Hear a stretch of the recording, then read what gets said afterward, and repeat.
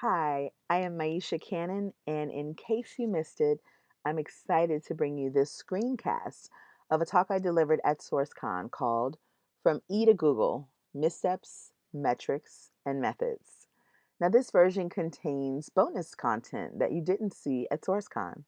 So grab a pen and a pad or your favorite note taking app, and let's talk sourcing. How many engineers do you think misspelled their title in LinkedIn and added an extra E? Think of a number. Okay, about 500. What about accountants? Their role requires a lot of attention to detail, right?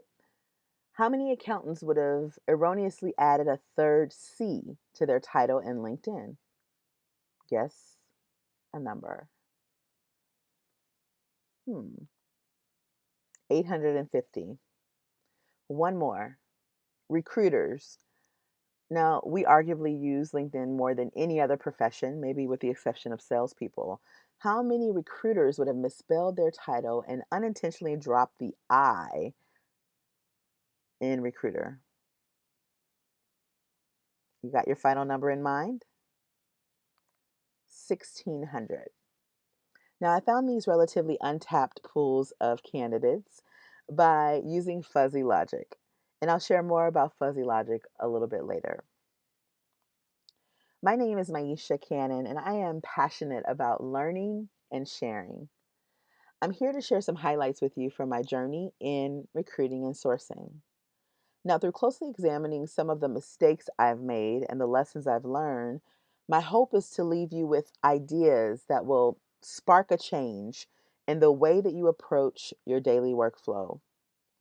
Specifically, I'll share how the lessons I've learned have helped me enhance my workflow in three key areas: how I get to know the job, how I maximize the time I spend with the hiring manager, and how I've learned to connect with prospects in a more impactful way.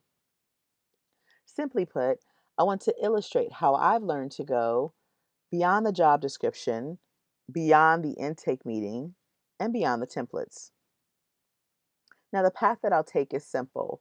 I'll start by sharing highlights from my beginnings as a human resources intern and leading to my current role as a talent strategist at the world's largest open source community, GitHub. Now, after that highlight reel, I want to share with you three stories. And for each of those stories, I will point out the mistake that I made, the lesson I learned, and then share a strategy or two that I've used successfully. I think of this portion of my presentation as open sourcing my workflow to you. As you may know, open source code is code that anyone can inspect, modify, and enhance. Now, before we go any further, I should tell you that I am a former school teacher, so I do enjoy interactive sessions. With that in mind, I invite you to tweet me with any questions and insights that you have as we work through today's conversation. A quick FYI on the name Talent Genie. It was actually very purposeful. The word genius in French is génie, and I do aspire to one day become a talent attraction genius. But even beyond that, I thought about the magic that is often expected when we sit down with hiring managers and emerge with this wish list of qualities we should be looking for in the ideal candidate. Now, that wish list made me think of a show I hope some of you remember called I Dream of Jeannie. Now, though I work in technology, I've not yet figured out a hack by which I could cross my arms like Jeannie, nod my head, blink very slowly, and open my eyes to a long line of qualified and interested candidates. I'm still in the lab working on that. I'm thinking it should be ready for debut by 2038 or so. Stay tuned. Now, to better understand you, I have a question. How many of you are currently operating at 100% efficiency in your daily workflow? So that means your days pretty much run like clockwork and you're optimized for efficiency.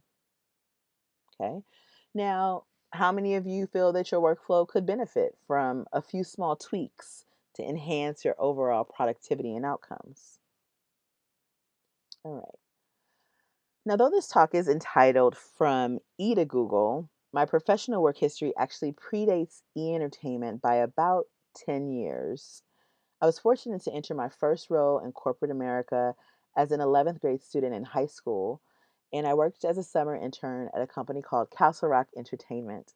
They were producing a show you may have heard of called Seinfeld at the time. Well, this one summer as an HR intern led to part time employment through my college years, and I was fortunate to explore the human resources function at a variety of companies, some of which you see before you. And I worked in human resources, benefits administration, even employee relations. But I really fell in love with the recruiting aspects of human resources. Now, my first opportunity to work as a full cycle recruiter came in 2003 at E Entertainment. I still remember my first day at E. I walked into my new office, which was the size of a broom closet, and I remember seeing a desk, a desktop computer, a landline phone, and a stack of resumes about a foot high. I was given a simple instruction: start interviewing. And so, without LinkedIn, without an applicant tracking system, and in fact, without a job description, I picked up the phone and started talking to people. And I learned everything I needed to know about the world of production through those talented professionals that I talked to during those early days at E. Funny enough, 2 weeks later, when I actually did get a list of positions I was to support, I had a ready made slate of candidates ready to go. Now, my introduction to sourcing actually came a couple of years later in 2005. You're familiar with cold calling, right? Well, I was doing something called mall walking. I was working for a retailer called Hot Topic. They operate clothing stores and shopping malls throughout the country. And at this time, they were opening up a new boutique called Torrid. So, my role as a regional recruiter was to fly into the market in advance of the store actually being built and opened in the mall. And for 3 weeks out of the month, I would travel to the market, rent a car, head straight to the mall, and then walk right into the stores of our competitors during business hours and attempt to recruit the store manager right out of the store. Pretty hardcore way to identify and engage talent. Now, in the years that followed, I was fortunate to be exposed to Ayers Academy, and I really grew to love internet research. By the time I made it to Sodexo in 2008, I was recruiting for clinical dietitians, and I'd mastered the art of Boolean logic and was starting to learn about social recruiting through a relatively new site at the time called Twitter. My team and I were having a lot of success tweeting relevant content to our target audience and not just tweeting job descriptions. And I was eager to forge forward in this space. And that's when, in the summer of 2009, just 1 week after my birthday vacation in Jamaica, I learned that I was being laid off. And so my 15-year career in human resources and recruiting came to an unexpected halt. Now, time travel with me, and let's fast forward to March of 2013, 4 years after the layoff. I was working as a contract sourcer in Los Angeles, supporting primarily non technical roles. Over the course of 1 week, I got sourced 3 times by recruiters on behalf of Google. Now, I had applied to work at Google several times at this point in my then 15-year career, but I had never heard back, not even an auto reply. And so to get 3 emails in a week, two from agency recruiters and one from an internal Googler, I kind of had a feeling like this may be my moment. I interviewed via Google Hangouts on a Thursday morning at 10 a.m. And at 10 p.m. that night, my phone rang. I got the offer, and they wanted me to start a 1 year contract in Mountain View in 9 days' time. I dropped everything. It was pretty exciting for me, and I quickly started planning a move 350 miles north from Los Angeles to Mountain View, California. Now, as excited as I was, I did have one concern: my start date. It was April 1st. Now, if any of you are Google fans, you know that Google is known for some pretty epic April Fool's Day pranks. And so, as I loaded up my car that morning, preparing for the 7 hour drive from LA to the Bay, I couldn't help shake this feeling like this might be the worst April Fool's Day for me ever. Imagine my relief when on Monday morning I walk into new hire orientation and am greeted by a room full of bright and beaming faces, just as excited to be there as I was. I met my team lead and then I heard a familiar instruction: start interviewing. But this time, that instruction was followed with, for as many engineers as you can find who can meet our bar, we can hire. Now, I come from the world of corporate recruiting where budgets and headcounts and a one-to-one hire to requisition ratio abound. So the thought of unlimited hiring was both fascinating and frightening. But still, I started using every resource at my disposal to source the world's best software engineers. And every day at Google for me was like Shopageddon. It was like Black Friday with 100 of my closest sourcing pals. We'd rush the doors of the store. We're searching for limited talent that happens to be on the top of the highest shelves, just barely out of reach. To say this type of sourcing took me out of my comfort zone would be an understatement. No longer was I the recruiter for a business unit or a specific geography, but I was now competing with hundreds of internal peers trying to find the same types of talent. So this meant for me some mornings started at 4 a.m. because I wanted to get an edge on the New York sourcers who had a slight advantage due to the time difference. Now, it was during this time that I became very familiar with a certain filter in LinkedIn. Are any of you using the recently joined filter? Okay. Well, this filter allows you to set a criteria and then be notified when people join the platform within a certain time frame, past month, past week. My preference, 24 hours. I wanted to be the first to reach out to any software engineers who had the skill set that I was looking for. Now, as you'll see in this actual screenshot that I took the Tuesday after Labor Day this year, 955 CPAs joined LinkedIn on that Monday that we all head off for work on Labor Day weekend. So that gives me some very interesting intel as I approach CPAs, for example, that week following Labor Day. I mean, obviously, they've had some time off of work. They're probably doing a little introspection and figuring it's a good time to put themselves on LinkedIn. 955 CPAs. So you can use this data in a variety of ways. Now, even though I was being creative using, certain filters like recently joined, I was still getting adjusted to a new geography and a new industry. And so there was a very steep learning curve. And as I learned, I made mistakes. And one of the biggest mistakes I made was that I was sourcing for keywords. Now, at Google, I was looking for software engineers who could write code in Java and Python and sometimes C++. So it was very easy to lift those words from a job description and simply drop them into a search string.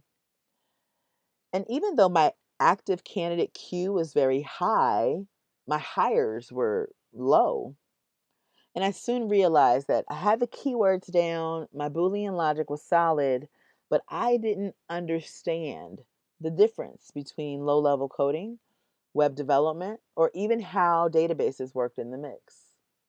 Now, this reaffirms a study by Deloitte that revealed that 80% of recruiters believe they understand the jobs they're supporting, while the majority of hiring managers, over 60% in fact, disagree.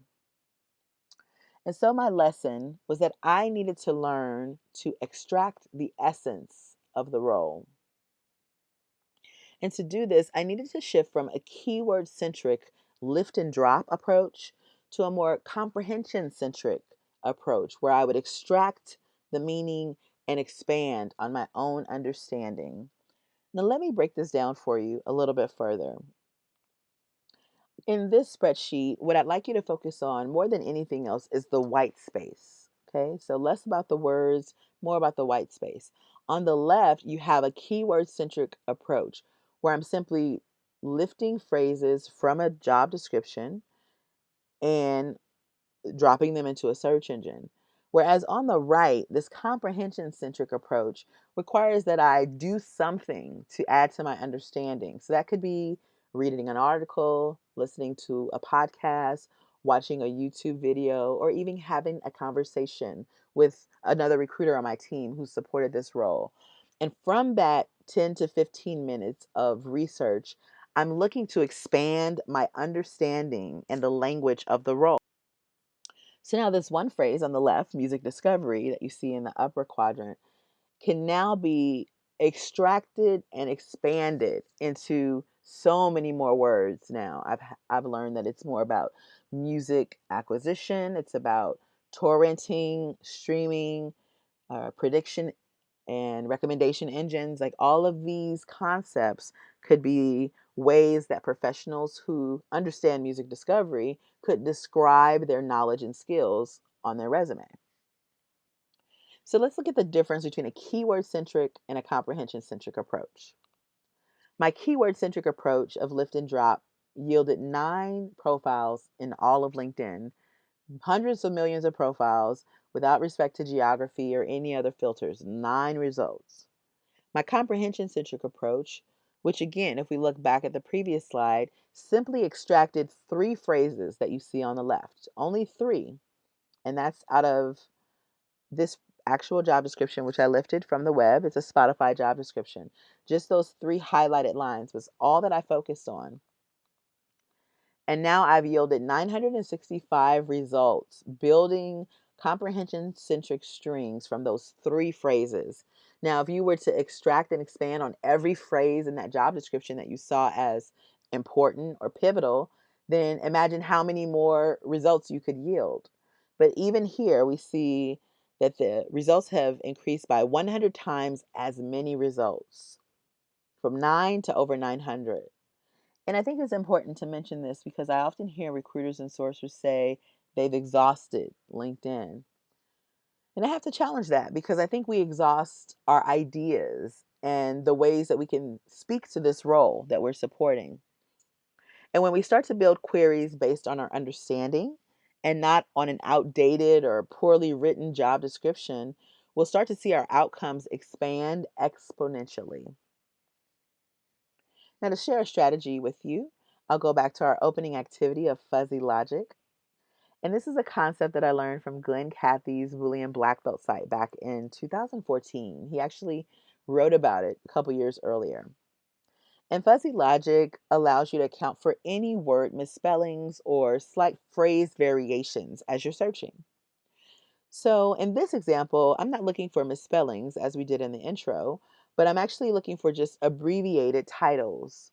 So I took 2 titles, engineer and manager, and you'll see that I found 10,000 engineers who did not spell out their title. They simply wrote it as ENGR. And I found almost 200,000 managers who simply identified as MGR in their title and not the full word manager. And so I understand that these data sets are very large and you will have to whittle them down based on your criteria. But they are relatively untapped pools of candidates that your peers won't discover, especially if they're using that lift and drop method of sourcing. So, what that means for you is a slight competitive edge and some fresh leads, and really just a fun way to spice up a search. Now that I've shared with you how I've learned to go beyond the job description, I want to move into another section of how I've learned to go beyond the intake meeting. So please clap your hands if you lead or sit in on intake meetings at the beginning of a new recruitment. You can clap even if you're watching this in your office. It's just fun. People are probably staring at you, but it's okay.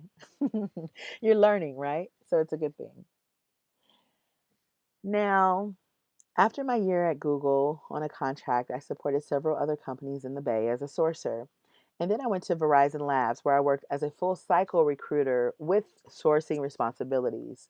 I ended up hiring about 20% of my candidates at that time via sourced methods, and the remaining came from employer referrals and online applicants.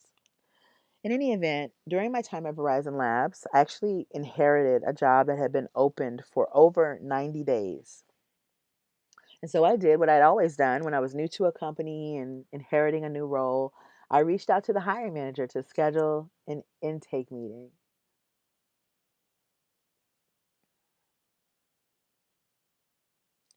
Now, I remember this meeting well because though it was scheduled for 30 minutes, it ended up being 20 because the hiring manager was both running late and in a hurry. So, as I took notes during our conversation, I really started to develop this wish list of qualities that the ideal candidate should possess. And I was able to ask a few questions, but for the most part, this was a one-way stream of information from the hiring manager to me. Now, at the end of this meeting, I did the unthinkable. I gave the impression that this one meeting was all that I needed to be set up for success. And that from that point on, I would be sending a steady stream of on target professionals for his review. Now, I'm sure you've already identified a couple of errors in that scenario, but the primary mistake from my vantage point is mistake number two, that I looked at the intake meeting as a spot, a single point of truth. I love a good acronym. They are mnemonic devices for me as I age. I need them to remember things. So I've since had to adapt my strategy and stop looking at intake meetings as spots. And I've learned that I need to elevate the intake. And this is exactly what an elevated intake meeting looks like. They're a lot of fun. I've sat in on several. So I have to thank John Vlastelica of Recruiting Toolbox for the inspiration to change something as simple as the naming convention of this meeting. And so I now call those meetings, formerly known as intake meetings, strategy sessions. And whereas an intake meeting is a single flow, it's a one way stream of information, a strategy session is collaborative and data driven and structured. And my strategy sessions are now typically 45 to 60 minutes.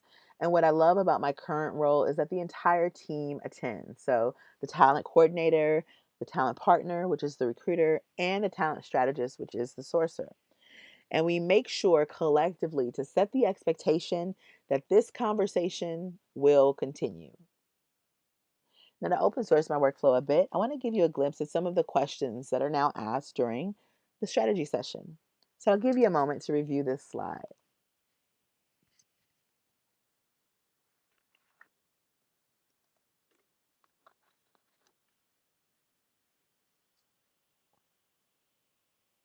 I think one of the toughest questions for me to start integrating into the conversation is the last question of how much time can you invest each week? But I found that it really leads to some interesting discussions, specifically around time to fill, what the market looks like, and really what a realistic amount of time is to dedicate to this role as a hiring manager. So it gives me an opportunity to really serve as an advisor. And I think you can really use that as you start building that relationship with the hiring manager. There are a couple other things that I do to go beyond the intake meeting. And one of them is called Probe the Pro. That's when I talk to someone who's actually in the role, the professional who's working in the role. The other thing I like to do is something I like to call Message the Manager. And that's where I develop my outreach or the sample message that I'm going to be sending out for customization. And I'll send it to the hiring manager as if I'm trying to recruit him or her for the job that's actually open in their team or on their team. I want to share with you the response from a hiring manager who I messaged in this way.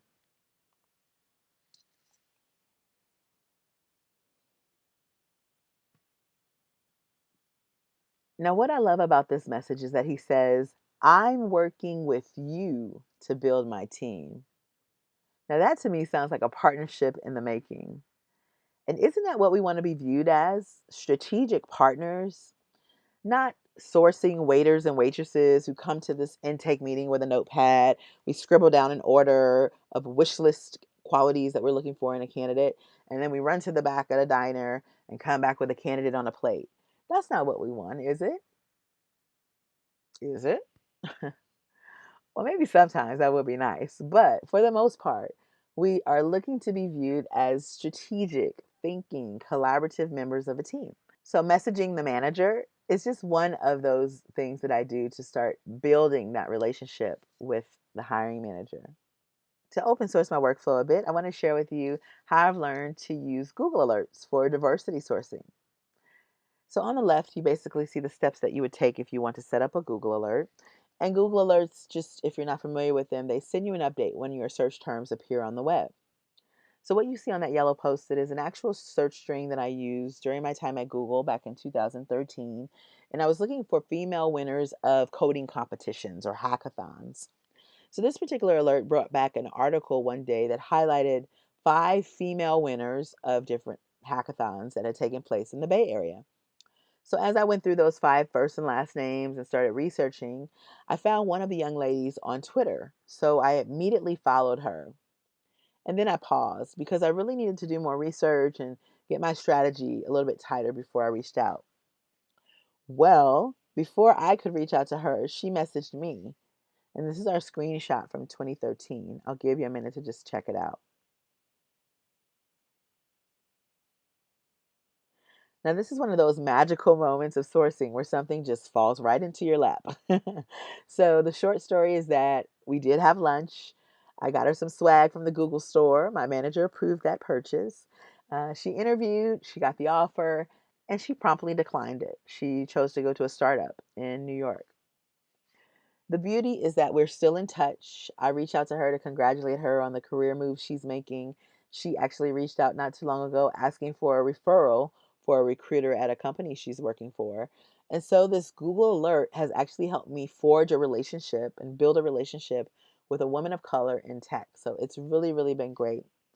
Now, not every Google alert is about a candidate name. I often use Google alerts to help me generate ideas, to help me build search strings, or even for places I can look for candidates.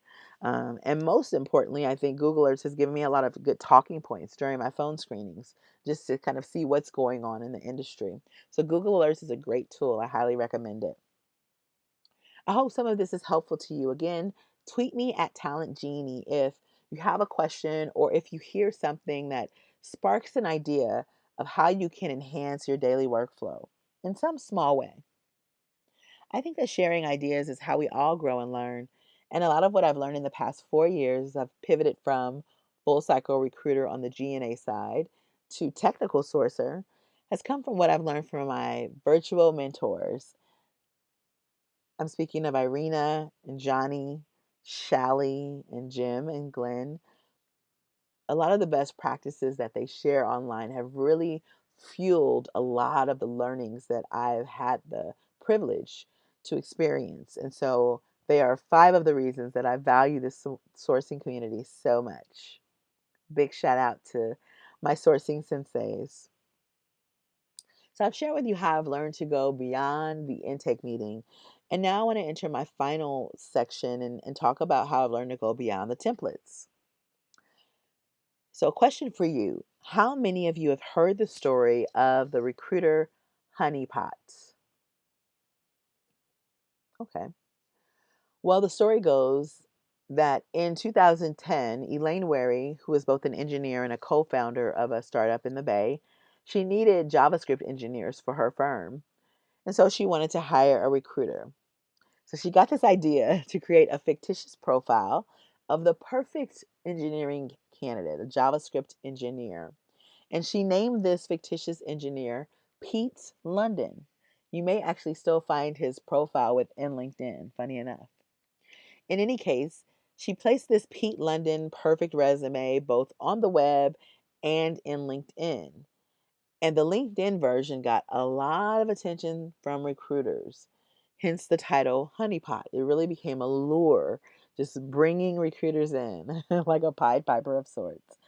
And so, in the months and years that followed, over 500 email messages were sent to this fictitious engineer's LinkedIn account, Pete London's account. And out of those 500 emails, only 5 emails stood out from the rest. And reading snippets from those 5 emails changed my entire approach to customizing messaging. Now, Elaine's expose of sorts also revealed more clearly why recruiters have such a bad reputation for spam on LinkedIn. But most importantly, what this story did for me is help me to see one of my biggest mistakes, which is the last mistake I'll share with you today. And that is that I was focused on volume and not customization. Now, why was I focused on volume? Well, like some of you that are actually listening, I was under pressure to meet activity metrics. And these metric driven, pressure filled environments made me feel like time was my most precious resource. So I told myself, you don't have time to customize 25, 35 new messages a day. Have you ever felt that way? Well, after reading this honeypot story, I realized that I couldn't afford not to customize my messaging. And so my lesson was that I had to learn to break the ice. Break the ice in those introductory emails. Not sell a job or sell my company, but simply break the ice. And I started to reflect on my days at Hot Topic and Torrid when I had to walk into a retail store in a mall and quickly establish rapport with the store manager. And then somehow convince that person to meet me in the food court during their lunch break or after work for an impromptu interview. I'm trying to now bring that same feeling, that uh, ice breaking feeling, to my introductory messages to prospects. And so there are three things that I have to keep in mind when I'm cultivating these icebreaker emails. I think of it as add value, ADD. And with that ADD approach, I'm striving to be authentic, different, and delightful with every message that I send. Now, I want to give you a little bit of insight and open source my workflow. So, I'll share with you kind of the makings of a customized email. First, take a look at this subject line. Okay, so there's the subject line for a message that I customize. The backstory is that I was sourcing on LinkedIn looking for tech support professionals. So I found a great profile, and then I started to review the information beyond his skills. And I noticed his volunteer section was very robust, it was very thorough and detailed. And so I took my search outside of LinkedIn, which I often do, and I found this person's personal website. Now, on his website, he referenced this Monday night volunteer program that actually wasn't even listed on LinkedIn, but he was basically tutoring people in his local community in Chicago. Now, fate would have it that this was 7:30 p.m. on a Monday night that I was sourcing, and he referenced this Monday night tutoring program on his website. So I got really excited, and I wanted to craft a message right away. So the intro of this message said, hi, candidate. I wanted to just say kudos to you for the work you're doing in your local community. And then there was a very brief body of the message, and the closing of my email was an ask.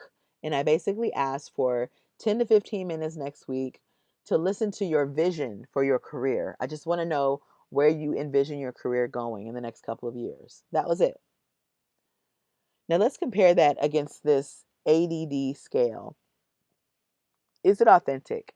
Yes, I am passionate about volunteerism. And he and I actually shared an organization that we'd both volunteered at, Big Brothers Big Sisters. So I was genuinely excited to kind of start this conversation around the volunteerism piece. So, yes, it is authentically me. Is this message different? Well, based on the honeypot story, 20% of all the emails that are sent from recruiters or that were sent from recruiters to this fake profile, the Pete London profile, they started with the exact same line. Any idea what that line may be? It's the I was impressed with your profile line that 20% of those messages started with. This is from different recruiters, different companies, all using that same line. So you can imagine how that makes a candidate feel. So, yes, I think that this message was sufficiently different because I didn't focus on his skill set like another recruiter might have. I actually focused on his volunteerism. So great. It meets that box for being different. Now, last criteria, is it delightful? Now, by delightful, I mean that I intend to wow the reader. I hope I didn't scare you with that wow. So I like to envision the recipient's response as I'm crafting the message. And I really want to bring a smile to their face or some kind of wow moment when they see the message. So for this gentleman, I kind of envisioned him coming out of Monday night tutoring, so wintry night in Chicago. He would be buttoning up his wool blazer, a wool jacket, and I figured he'd reach in his pocket, grab his mobile phone so he could check the transit schedule. And once he was done with that, of course, he's going to check his email. And I figured he would see the subject line first. And then before he could figure out which of his friends was actually emailing him about Monday night tutoring, he would look to the left and see my name, a name he didn't recognize. So I figured he would have one of two thoughts. Either, wow, this is an exceptional researcher, or wow, this is a serious stalker. Who is Maisha and how does she know where I am on a Monday night? But what I knew for sure is that he would tap the message. He would open it. I knew he wouldn't just delete it. And and out of sheer curiosity, I knew that he would at least just open the message. Well, he did open it. He did reply. We did correspond and he was a good fit for the role. And so yes, this checks that box of being delightful. Now, before I leave this topic of messaging, I think we should talk about metrics. This is a quote that I really like. And it's significant in a lot of ways that I won't even go into. But I thought I would leave this here while I talked about metrics. So, when I was using a more of a bulk mail plus in mail strategy using LinkedIn, I usually ended up with about a 30% response rate. Now, I've since elevated my messaging strategy and I'm getting about a 60 to 70% response rate using a combination of in-mail, direct email, and of course, about 99% customization. I very rarely send bulk mail anymore. But if we're comparing the benefits of bulk mailing versus customizing, here's the real deal. There are no numbers I could crunch to show you that the 15 minutes I spend customizing 15 messages will exceed your return if you're spending 15 minutes bulk mailing 500 people, right? It's a numbers game. And even if you have a very low response rate, like 10%, you will still likely get more responses than I would. But here's where I've seen the value in my pass through rates or the quality of the candidate and in the responses I receive, so the quality of the responses. So for every 5 candidates that I screen, 80% of them make it not only to the next step in the process, but to the following step in the process. So they're making it from step 1, which is talking to me, all the way to step 3. 80% of people that I talk to. So there's really only one candidate who's not getting past one of those steps. Now that's very different from my days of bulk mailing because there would be a lot of times when I would have to disqualify people that I had sourced at stage 1. Like they weren't cutting it, even according to me. So they never even made it to step 2 or 3. So the pass through rates have really, really improved. And then the quality of responses have improved. I'm getting unsolicited referrals and I'm getting much more thoughtful replies. So I'm committed to continuing to customize my messaging. And I hope some of you will join me in that regard.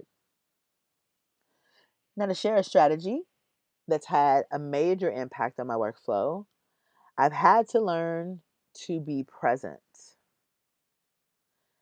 Now, when I'm sourcing, I have to give myself permission to concentrate. And I typically use a tool called Google Timer to help me achieve this level of concentration that I'm aiming for. So I'll set Google Timer for about 15 minutes and then I'll select the task, the one task that I want to focus on, and I'll simply monotask for 15 minutes. Monotask, which is the opposite of multitasking, which a lot of us are doing every day. And it's something that we often brag about doing well, actually, but we are very poor multitaskers. Science has proven that. And so when I'm monotasking, I'll focus on one task, like maybe building strings for one role, or maybe messaging candidates, or even just doing 15 minutes of concentrated research.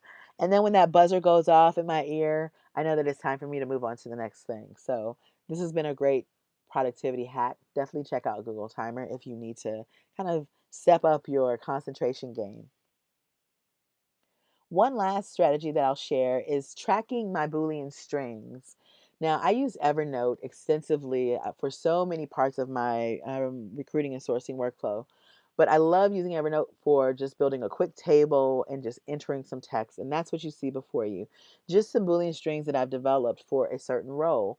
Now, what I like about this is that, say I take 2 weeks away from sourcing for this position because the pipeline is looking strong. And then all of a sudden, we're back at square one. I really am never back at square one because I can go back and say, okay, 3 weeks ago, what was I looking for? And I'll take one of these search strings and use it as a baseline, but I'm always going to add to that string or change something, detract from that string, or maybe add a not operator to get some different results. So this challenges me to do what Glenn Cathy calls that deliberate practice. I think it may be even a Malcolm Gladwell term, but um, I read about it on Glenn's site. It's really this deliberate practice where you are intentionally trying to get better. It's not just tracking strings to track them, it's tracking strings to say, okay, this was my focus last time. What candidates did I yield from that search string? Can I do something, add something different? So that's been another great strategy for me to use. And I can do that when I'm monotasking, for that 15-minute time period of being present. So let me briefly recap the points that I've covered. I've shared with you how I've learned to go beyond the job description and because keywords are not enough. And it's really important to start extracting the essence of the role. I also shared with you how I learned to go beyond the intake meeting and elevate that intake to a strategy session and purpose to be more collaborative and data driven and structured. And I'm always sure to set the expectation that this conversation is the first of many and not the solo conversation, not that spot. Finally, I shared with you how I learned to go beyond the templates because customization counts. And with every message I send, I'm now intending to be authentic, delightful, and different. Now, SourceCon is billed as 2 days of sourcing magic. And the truth is that while there are magical moments in sourcing, some of which I've shared with you just today, there is no magic button in sourcing. And I started thinking about what is really behind my magic. And I thought about a beautiful ballerina. On the left, you see her, she's just exquisite, like a work of art in midair. But how often do we think about what's behind her magic? The achy ankles, the blistered and worn calves, the terrible toes. It's hard work making something look easy. And that made me think about my time as a technical sourcer in the Bay Area. At three of the tech companies that I supported, I got my first hire around the 7 or 8 month mark. 8 months sourcing for a role, yes. Yeah, the first 2 or 3 candidates actually at a couple of those companies declined the offer. So I had identified candidates, but they did not accept the role. So I was not credited for a hire, right? So working on something for 8 months can be very discouraging, not seeing those results, right? I mean, one more month and I could have birthed the baby. I mean, it's a lot of time. And that really hit home with me. And I think as great as it is, as wonderful as it is to share best practices of what we're doing well all over the web, I think it's time we ought to share some of our crash and burn stories too, because those have a lot of value too that we may not think about because we have that embarrassment factor, like, oh my God, it took you 8 months to fill a role. Yes, it did. And so I started thinking, just like this beautiful ballerina, what's behind my magic? And that gave me the opportunity to build this acronym.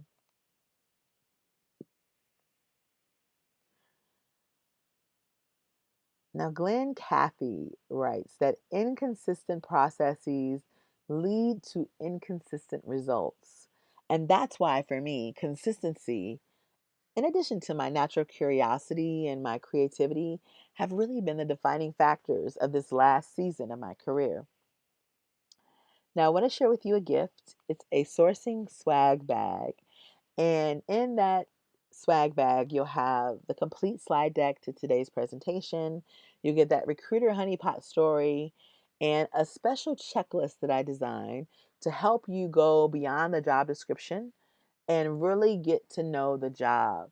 I would love to see those numbers from that Deloitte survey look completely different in a couple of years because we're now taking the time as recruiters and sourcers to really understand the jobs that we're supporting, to really move from that lift and drop to that extract and expand type of sourcing. And so you'll have that checklist in addition to a couple of other goodies in this sourcing swag bag. So please enjoy your sourcing swag. And again, tweet me with any questions or ideas you have. Now, remember that layoff I mentioned? Well, it led to the most grueling job search of my professional career to date. And over the 8 months that I searched for work, I saw my industry from the eyes of a candidate. And to be honest, I didn't like what I experienced.